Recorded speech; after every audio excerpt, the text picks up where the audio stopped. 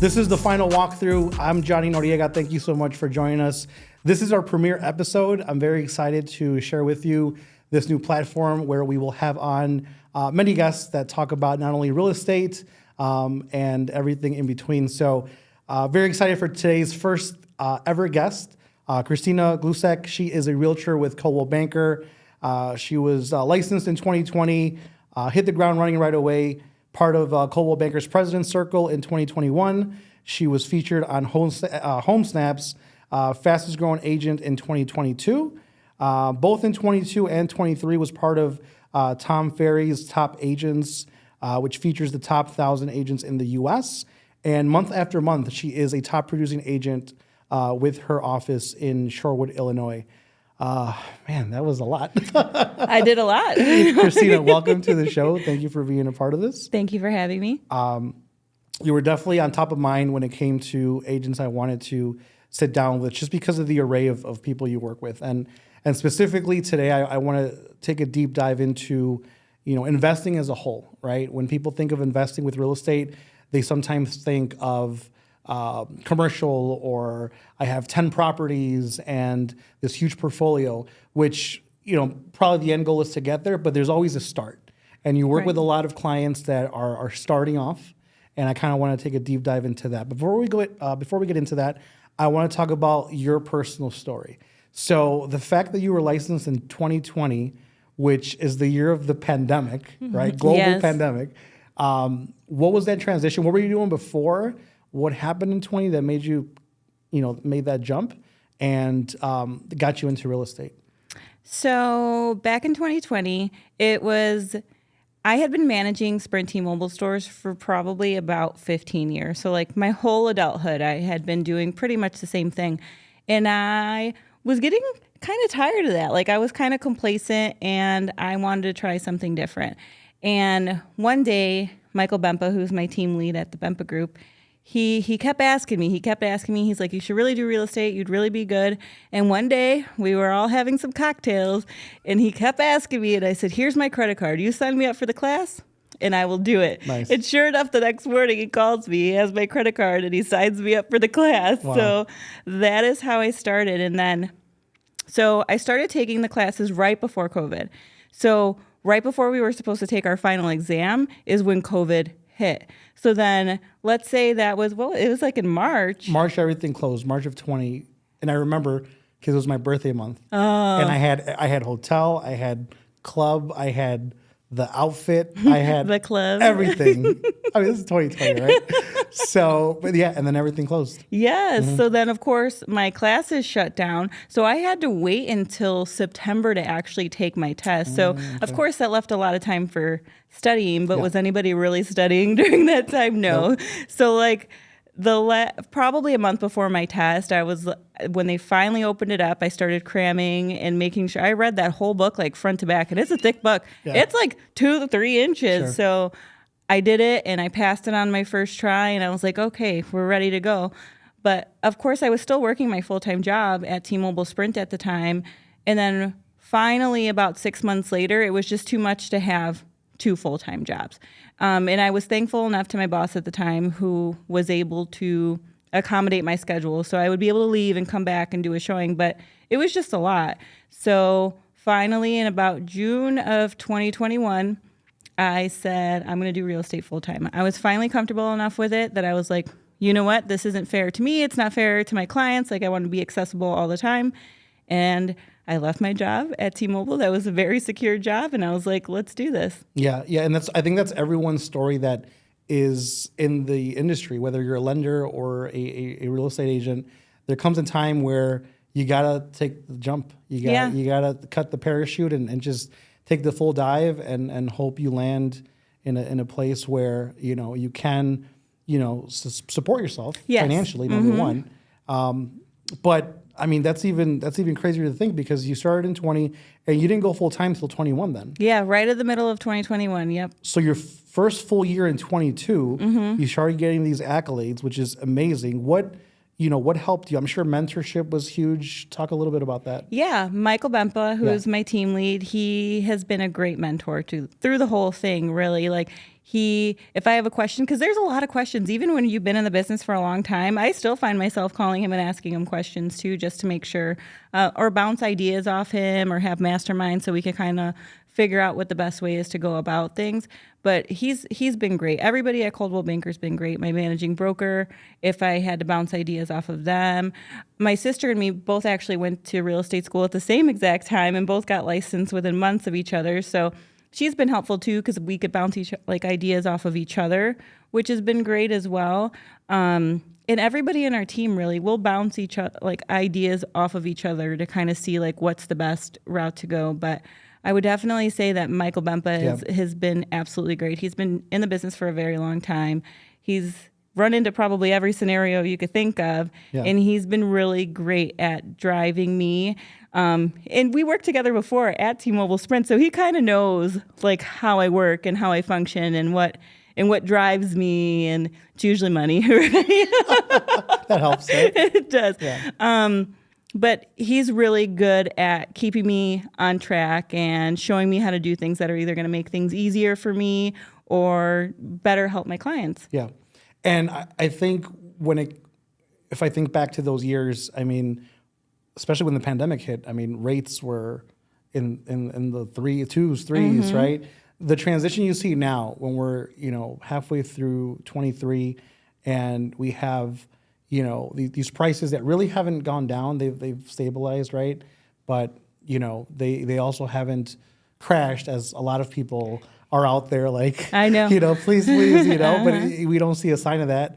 Actually, this week, the Fed came out and said that, as far as to continue fighting inflation, they don't see a cut in rates for a couple years, they said, wow. right? Yeah. So as no one can predict where rates are going to go, but, to have that kind of news out there, what have you seen as far as what's changed in maybe the mindset of the average buyer right now? Because if I think about those years, 20, 21, 22, it was well, give them 30, 40,000 more. It's fine because I get a 2% rate. Yeah. Now, not so much, right? Now, not so much. I don't see them going up that high. I still have some going 20,000 over, a little bit over 20,000 asking, but I also see buyers being a lot pickier, right. Or we see a lot more buyers backing out, having buyer's remorse pretty quickly on into the buying process. So we see a lot of that too. I see a little bit more less as is, just taking houses as is, and a lot less people saying no, I'm going to saying that they're going to waive the inspection, which again, I would never ever advise anybody to do it unless they're a contractor or anything. You just don't know what you're getting yourself into. But I see people being a lot pickier about the home that they're getting. And then they still hold on to the hope that maybe if the rates go down, they'll refinance and stuff like that. So they're still doing that. But I would say the pickiness is what I've been seeing a lot more of lately. And part of your clientele are investors, right? Which is today's topic. So, the main difference between someone that's looking to purchase a home as their own owner occupied, my forever home, right, or a starter home.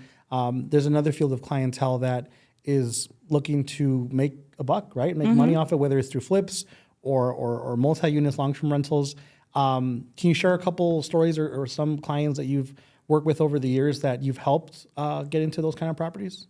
Yes. So I have one particular investor. His name's Eder. I've been working with him since 2021. And that's basically all that he does. He is either investing into multi-units to start renting them out, or he's investing in single-family homes and then flipping them and then selling them afterwards. I would say that's the majority of his business right now. We've been doing a lot of selling his properties. So we've been going kind of through that. I'm losing my train of thought here. I mean, I think one of the biggest questions I get when it comes to investing is where do I start, right? Because a lot of times you'll hear about these success stories man, they have 10 properties that they rent out, or I'm on my 12th flip, right? Yeah. But for the average person that's well, I want to get into that. Let's touch on maybe the flip part first. If you were to advise a client that's looking to get into flipping, the first one ever, what are some top things to look at? Is it more like the cheapest house on the block? Is it like the ugliest house on the block? Because I assume the cost to rebuild or, maintain it has to come into play. But what are some pointers that you tell clients that are looking to do like a flip? So we touch a lot on location, where they're going to be doing it. So that way, like a lot of up and coming places too. So we'll touch on that a lot. We need to pick an area that's going to have good resale value. We try to shy away from things that might deter buyers. So for instance, like floodplains, we try to deter extra cost. It's extra cost for the buyer. And while it might seem like a great deal at the time, because it may be a little bit lower because maybe a lot of people don't want to buy it, that's a huge thing for a buyer sometimes, and that might set them over their budget, and that might not be something they necessarily want. Even if the house hasn't flooded in 50 years, it might not be something that they want to get into automatically. That kind of deters them. So we look at that a lot, and then we look at, of course, the cost and how much it's going to cost. I think that's probably the number one thing, because you want to make some profit. So with a first-time person that's going to do it, I'd probably suggest to them maybe something that doesn't need as much work on it, because the last thing you want to do is get into a property that needs $100,000 worth of work, and then maybe the profit's going to be 20 grand, because then you spent all this time and all this money and all this energy in a year's time, maybe let's say for $20,000. Is that worth it to you? Some people it might be worth it to, so it'll be fine. But for some investors, they're looking for a higher return on investment. Yeah. So that's what we want to make sure, having a good inspection done, especially if it's their first one. But if it was a first time one, I'm probably steering them in the direction of something smaller. Like, don't get this big old grand house and have to do tons of renovations. Something with maybe a little less work and a little less square footage to kind of get your feet wet, because you don't want it to deter you in the long run from ever doing it again. Yeah. And do you think even in this market where, since the pandemic, you've seen just the amount of increased value that we've had on these houses, do you think even now in 23 and going into next year, there's still properties out there that are potential like money makers to flip? Or so I have seen some, yes, but I think that when some people are listing them, they kind of have that in mind. Their sellers do, so they're listing them a little bit higher. But there's still ways to get wholesale market houses on the market, so that's an avenue. I've seen a lot of people buy like distressed homes, just kind of like for sale by owner too, which I don't advise, but we'll get to that later. But there is still some. I still have seen some where they're on the lower end, and they're still able to make a profit in the long run. Got it. Okay. And then another popular type of purchase is your multifamily. Your 2 units, your 3 units, your 4 units. Can you share some insight with clients that are looking to buy those kind of investments and how you navigate or what to look out for when buying those kind of properties? Yeah. I would definitely, there's been a lot that I've even seen that have come to market that still have, I would suggest looking for something that probably has tenants in there that are month to month right now, especially if you want to live in one of those units too. So, because if they have a lease, that lease is going to carry with them until it's done. No matter who owns it, that's going to keep going. So I suggest looking for something that at least has one of those units on a month-to-month lease, so that way if you're looking to move into it, then you can. Or if the leases are coming up soon, so then you could kind of reevaluate the leases too, because a lot of the times landlords don't raise the prices according to market value. And you could see it when you're looking in the MLS sometimes. You're like, $600 for that? Like, what? You can't find anywhere to rent for $600 right now. No. And I think some of these landlords kind of they're like, oh, okay, they're a good tenant, or they've been renting to them for 20 or 30 years. And there might be some wiggle room on the rent to increase the rents as well. So I definitely look at that. When we're looking 3 units and 4 units, I'd say are awesome, because then if one person, let's say one of the units is vacant, you still have, if you're living in one, 2 other people that are paying your mortgage on that. So I think that is really great for a first-time person that is looking to invest in a property as well too, because it gives you a little bit more security. Yes, as far as like renting a single family home, if they're not paying the rent, you are. You're going to end up paying it. And then there goes your profit. Or if it's vacant for a couple months, then you're still going to have to pay that mortgage. And I think knowing the risks involved is definitely something that like you need to pay attention to it, because with anything in life, right, there's risk, but sometimes the outcome, the end goal outweighs the risk, right? But for, let's say, the multi-units or for the flips clients that you've had, can you share any like horror stories of like either showings or after closing, or, you know, when you were listing it, or what, you know, what comes to mind? Yes, I have. Oh gosh, I got a couple. So I have one where my client they bought it for sale by owner. Yeah. It was kind of like a handshake deal, right? They're like, Oof. I don't know about those handshakes. and not that I would say that maybe for sale by owner never works, but there are some things that maybe as a buyer you're not asking or looking into. Like for instance, I have this, my investor came to me and he's like, okay, I have this property and it's almost done and I want to sell it. Well, then we find out that the deed isn't even in his name yet. They never transferred it. So it's technically not his home. Then we find out it's in a floodplain that he never had any idea. And then we find out because it's in this certain floodplain, he might have to lift the house a foot, which cost about $30,000. Oh, goodness. So it can get that, yes. Yeah. It can get a little sketchy when you don't have somebody who knows exactly what to be looking for. So I told him, I was like, listen, I could still help you on your for sale by owners. We could still figure out a way to get me compensated and all that stuff. But you need somebody that's going to at least look up this stuff for you, look up if they have any housing violations on it already, which it did. It had multiple housing violations. Just because in the long run, that's going to end up costing you more money. Yeah. You know? Yeah, I think a lot of times people maybe to save a few $100 or a couple $1,000 will find a few shortcuts. But in Spanish they say lo barato te cuesta caro. Yeah. So it's expensive to be cheap. Yes. Right? Yes. So it could be expensive to be cheap. So it's definitely worth noting, you know, find a professional, realtor, lender, home inspector.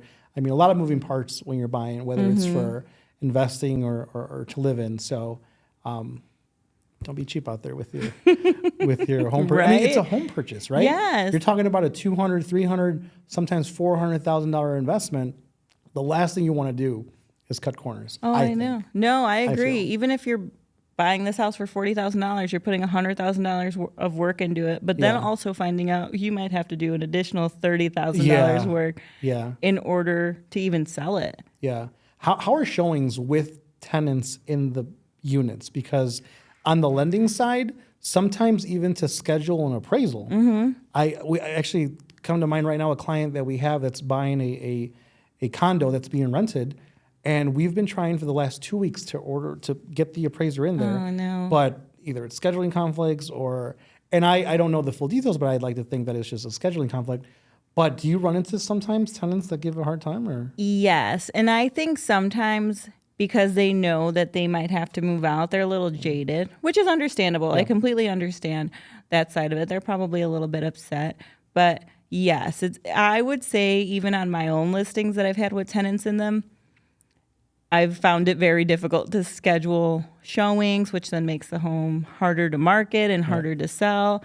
Because you don't talk to them, you talk to the owner. I talk to the owner. Yeah, you're talking to the owner, and we're like, hey, is this okay? And they're like, no, they can't. And some days it's okay, and some days it's not okay. I literally just got off the phone with somebody who was going to go see my listing, and they're like, the tenant said we can't come in. I'm like, what do you mean the tenant said you can't come in? So I called the landlord, and they're like, oh no, she didn't update us on the schedule. Go back in 15 minutes. But by then, the agent had already left. Yeah, they had already moved on. So I would say I do find it difficult, but there's some that are great. I had another listing and they were absolutely accommodating. Come on in. Yes. Yeah. I think it all depends on the circumstances for sure. Yeah, no, for sure. And then my point that I wanted to kind of ask is flip or rental. Like if you were an investor, if you wanted to get into investing, and I mean, I think you get the upper hand if you're a contractor. Like if you know how to build a house from the ground up, it becomes a little bit easier. But for the average person that maybe isn't the handiest of people, would you recommend more like a multi-unit purchase or like a flip? Or I think I would go like For forever, I've always wanted to flip a house. I think we all watch HGTV way too many times, and we're like, yeah, I could do that. That's totally possible. And then I see the cost of things. I'm like, Yeah, you go to Home Depot, you're like, oh. Yeah, I'm like, I don't know how to do that. How I barely much for know a how to do that 2x4? stuff. Yes. Man, yeah. So I think now I would definitely suggest a multi-unit, like a 2-unit, a 3-unit, a 4-unit. 100%. Like even my grandma back in the day before she sold it had a 3-flat in Melrose Park, and I think I think back to that, and she lived in one of the units and she rented out the other ones, and she did that for years and years and years before she sold it. And just you're gonna get, maybe the money isn't gonna come as quickly as it would if you were to flip something, but with rents increasing between 1% and 5% every year. And somebody's always going to want to rent. Somebody's always going to want to rent. So even if you have it vacant for a month or two, somebody's going to come and rent it. Especially now in this type of market. I remember on my personal 2-unit, one of the tenants moved out of state. So I put it on Facebook. Yeah. And immediately I was like, man, I wish these were buyers. But you get the influx of renters, and it's because it's a lot of people out there. Yeah. And then on the client side, when I take applications, some of these rents that people are paying, especially in the city and stuff, the suburbs are pretty up there. So yeah, well, I mean, even in Joliet, they're still high. Yeah. I have a 3-bedroom that was renting for $1,800, a little house, a 2-bedroom that was renting for $1,400. Like they're still pretty high. So yeah, I mean and I think that's what kind of like leans me towards that direction. Yeah. And there's so many different avenues to go with it too. But yeah, I would say multi-unit. 100%. Yeah, so it's a bigger, faster payday rate for the flip, but in the long term, probably the multi-unit is probably. I would say the multi-unit is, if the numbers are right and everything, I would say the multi-unit. And that's the other part too. You mentioned that when we were talking previous. Make sure the numbers make sense. Yes. Like, what does that mean? So I would say, like, if you have a 3-unit or a 4-unit, you want to make sure that at least 1.5 of those rents is covering your mortgage. So that way you know you're good. Because the likelihood of having 2 units vacant or even 3 units vacant is pretty slim to none. You're typically going, especially at the same time. And that's what Dominique told me from my office. And then I started thinking, and I was like, that makes total sense. Like, it makes more sense than buying, like, if you had a single family home and you were renting it out for $2,000 and maybe your mortgage was $1,300, but what if that person stopped paying? Or what if that person moved out and you can't get a tenant in there for a while, then you're stuck paying that $1,300. At least, you know, if you have a unit vacant in a multi-unit, you're still getting the other rents. Yeah. No, you mentioned Dominique, and talking to her, her portfolio, she said she's up to 7 multi-unit families. I mean, I'm sure she's like a fountain of knowledge for, like, you know, not only clients, but also like peers and stuff. Oh, yes. What else has she kind of bounced your way around investing in? Another thing that she told me, and I was like, that makes total sense. Because she's managing all these properties, she ended up buying home warranties for all of them. Because then if something were to break, like the furnace or the AC stopped working or any of the big appliances stopped working, instead of her tenants constantly calling her, all they had to do was call the home warranty. She would pay the deductible for it, which was maybe $50 or $100. They'd come out and fix it or replace it. And for little things, she has a handyman in the area that she'll use. But I'm like, that makes sense, because especially if you have that many units, then you're getting calls and you're getting calls all the time. I was like, that makes total sense. And this rental that I just put up in Shorewood, I even told her that because she was a first time landlord. And she was like, well, what about this? And if something breaks and I'll be living towards the city, I'm like, home warranty. Okay. Do the home warranty, especially if you're that far away. You don't want to have to be driving 30, 40 minutes all the time to have to go and take a look at something to see that it's possibly broken, to then hire a handyman to come and fix it. It's a little bit more streamlined. It's funny you mentioned that. My dad owns he sold it a few years back, but I would remember the calls that he would get at like 8 a.m. on a Sunday. Like, Juan, the water is gushing out of the sink. And he's like, "We'll turn the water off." And she's like, "I don't know where it is." Oh, no. And he's like, "I gotta go." And he would just rush out. But these are some of the, some of the risks involved and some of the items that you have to pay attention to, because I feel like the end goal will definitely outweigh the struggle, right? Do those calls happen every day? They don't.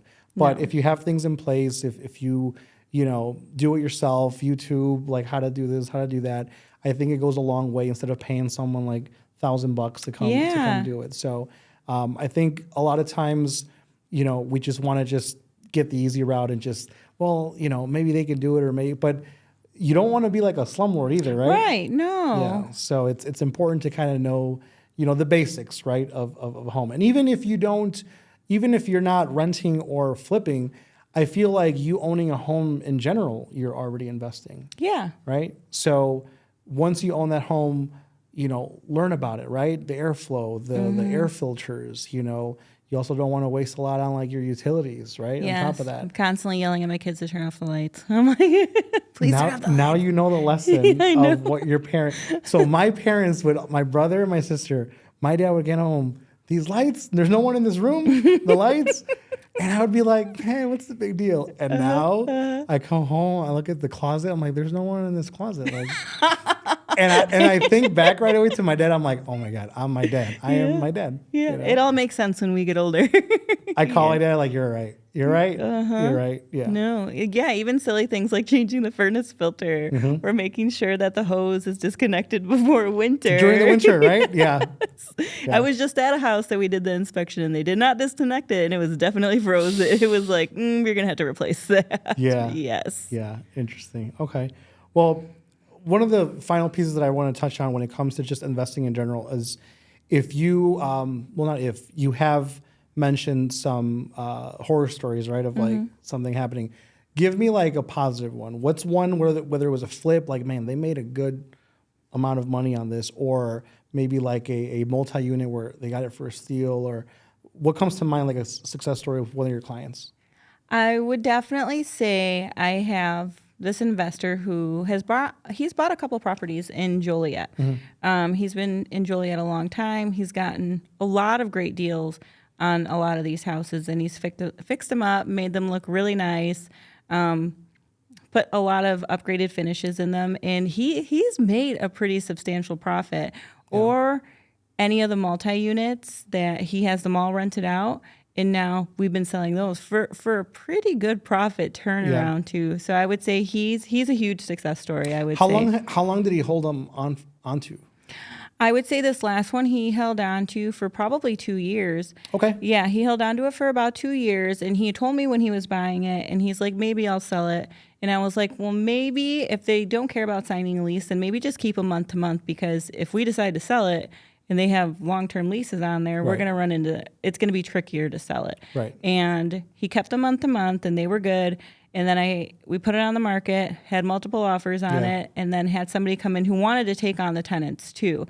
And then they'll have them sign a lease, and then they were all good. But everything was already updated in the home. He gutted it from the bottom to the top, so everything was good to go. So he's making it so that it's move-in ready. And he's continuously doing that too. So now, is he the handyman? Like, does he know how, or does he have people that know how to do that? He's the guy. He's the guy, and he hires out people too, but he knows pretty much how to do any of it. Okay. And that saves a lot of money. Yes. It also helps with inspections too, just in case anything comes up. He's like, whatever, I'll fix it. He's usually very, very good about all of that. Because anything with investing, you have the city involved, right? Yes, I think with the city, the majority of the time, it's with pulling permits and everything like that. And he does everything the legit way, so everything's permitted through the city of Joliet. Yeah. Because if you get caught, you're in trouble. Sure. No, I'm sure. Yeah. So I think that part's really great. I have another investor who bought a single-family home, and she actually got a great deal on it. The mortgage ended up being about $1,300 a month. But there was long-term tenants in there that wanted to stay, and the rent was $2,100, and she was good to go. So she's already making a little bit of money every month off of that. The tenants didn't want to go anywhere too, so she was, and that was her first investment. Yeah. So she was really happy with that. Yeah.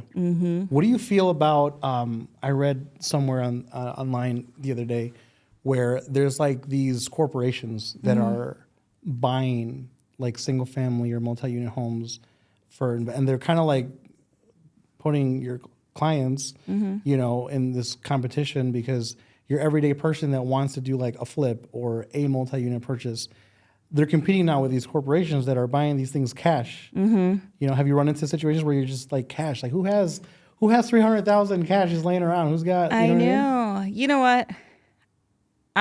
It really sucks for somebody who wants to buy a house and live in it with their, like they want to buy a home, and you constantly have these corporations buying them up because eventually if they keep doing that, like of course they have all the money in the world to just spend on them. They're just going to keep doing it, and then they're just turning them into rentals, which I mean is great for somebody who wants to rent, right? But for the traditional American dream of wanting to own a home, they're making it harder. Yeah. They're making it harder. A lot of the time, even when they are renting it out, it's for more money than necessarily is like market value. And they're not the easiest people to rent from either. There's a lot of stipulations with them. I know people who have rented from them and have heard horror stories about the aftermath of it. So I think that it's bad for us as a whole, kind of, just because they're taking, with the lack of inventory as it is already, they're just taking that away from people who actually want to buy a home to live there. Yeah. Yeah, I've seen, of course, TikTok videos of like someone trying to get like their plumbing, you know, fixed. And it's like a machine. It's not even a real person. Oh, that's so and weird. And it's got to get escalated. And then, because these corporations will have like a call center, like call this number, file the claim, we'll be out in a week. And it's like, no. Again, I go back to my own personal experience. My dad picking up that phone call at whatever hour at night and just going out there and taking care of the problem. And I feel like you mentioned the rent and how much they're charging. I'm sure these companies are not going like, oh, okay, well, you've been a good tenant. Yeah. They'll be like, no, $600 a month increase on your rent. And that's nuts. No, that's terrible. Yeah. So I think it's not. Yeah. I would say no. Okay. What do you see not only for your clientele going into the later half of this year? So we're in the middle of summer, right? A lot of times like back to school's around the corner. Do you see more an uptick of clients after the back to school season, or is it like crunch time like right now to get into homes before the school year? I've seen a lot of crunch time right now. Yep, okay. I'm seeing a lot of crunch time, especially with people who have kids, because of course the last thing we want to do is like move our kids in the middle of the school year. Yeah. So I have a lot of people who are looking to buy before the school year starts. And if it rolls over a little bit, I mean, it is what it is. Sometimes it takes us a little bit to buy a home, but their ideal goal is to do it before school starts. Okay. And then what's the market like in like your winter months when like it slows down a bit, I assume? You know what? Last year I had a great winter. Really? Okay. And I don't know. Last year it was a really good winter. One of your for better me. months? It was one of winter? Really? Yeah. It was one of so things have kind of like flipped a little bit. Yeah. And it was really good in the winter. But I would say normally, yes, it slows down a little bit. I would also say that it's probably a great time to buy a home because you have less buyers out there to compete with. Yeah, that's true. A lot of people, they'll go on vacation. They'll start thinking about the holidays.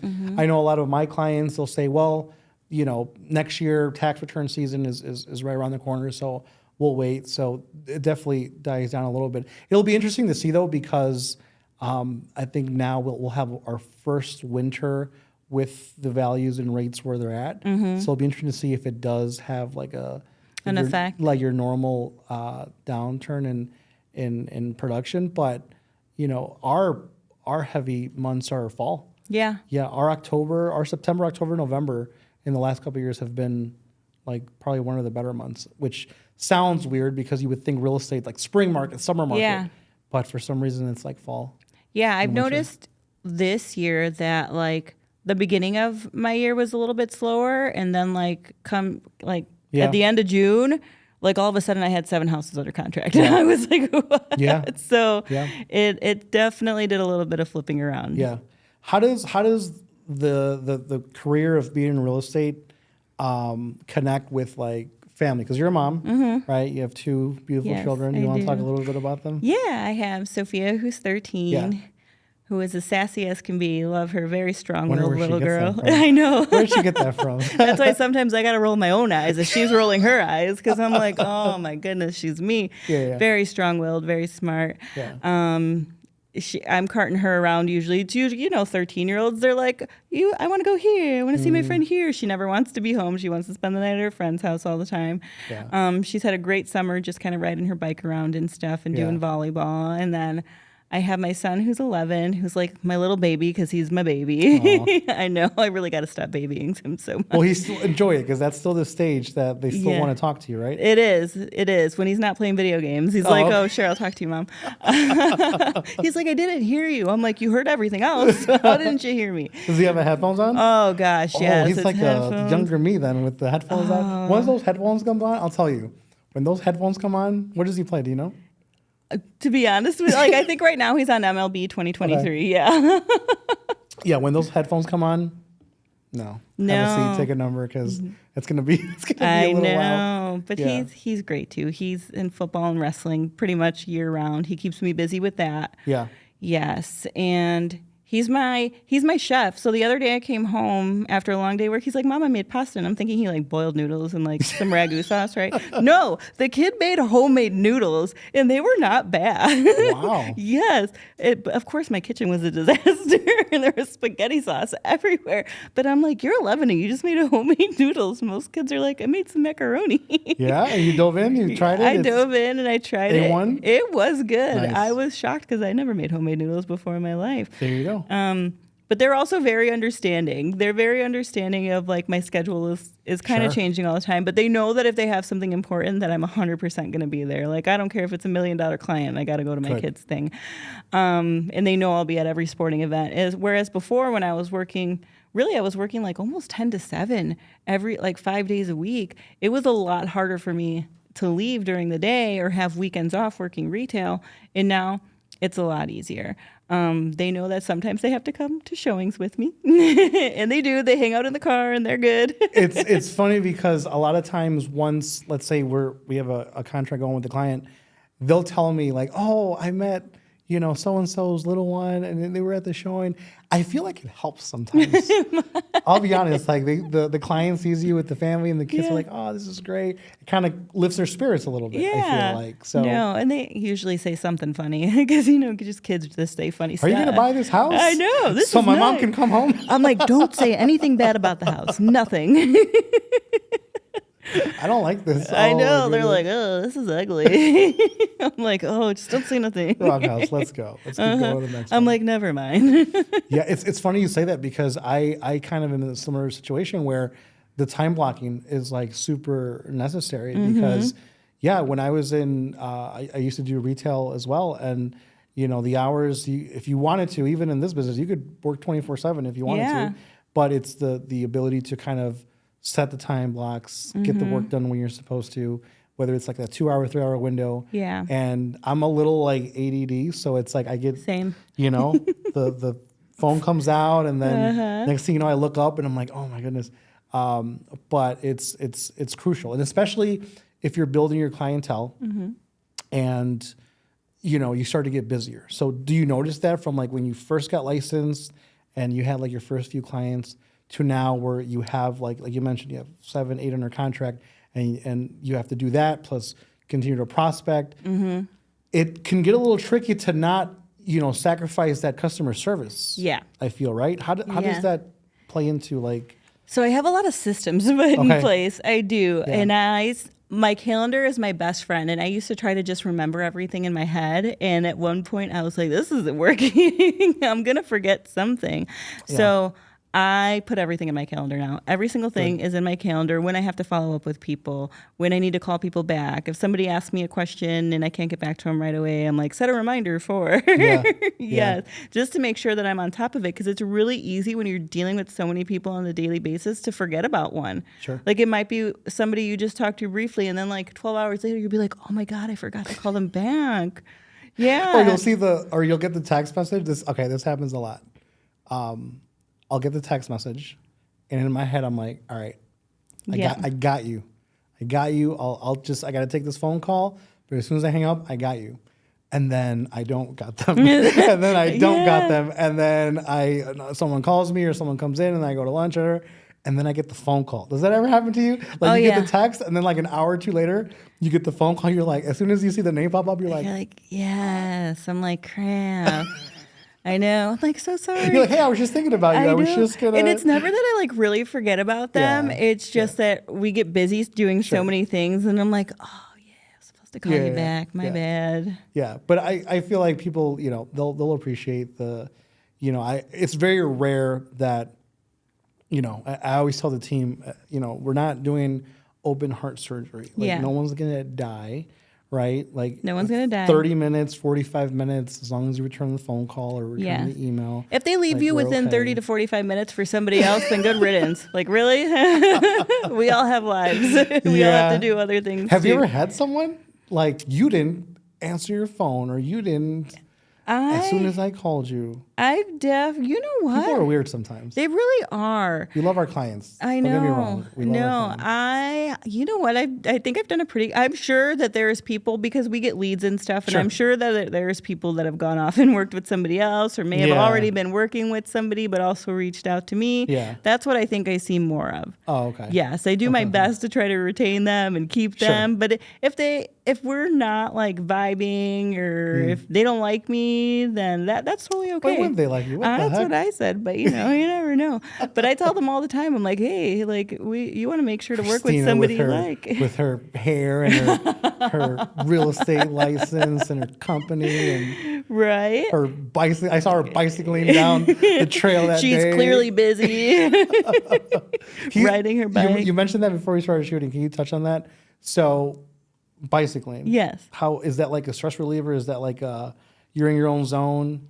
Oh, yes. Is that, Oh, 100%. No, I really do love doing it.